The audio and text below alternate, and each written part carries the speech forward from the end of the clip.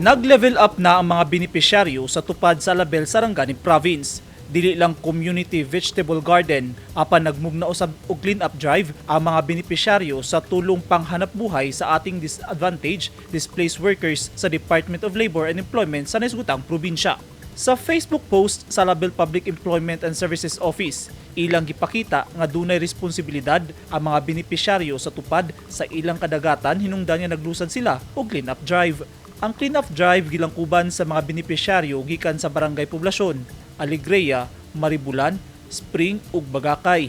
Tungod sa suporta nga gihatag sa DOLE ug sa panggamahanang probinsyal, nagpasalamat ang municipal government sa Label nga nagmalampuson ang programa. Ug dako kini og matabang sa ilang pinansyal nga panginhanglanon ug sa hisgutan ng pag-atiman sa kinaiyahan, labi na kay sagad sa baha nagsugod ang mga paradong agianan sa tubig ug ang pagpataka og labay sa mga hugaw. Eugene Hinutan, Newsline Philippines. Stay safe.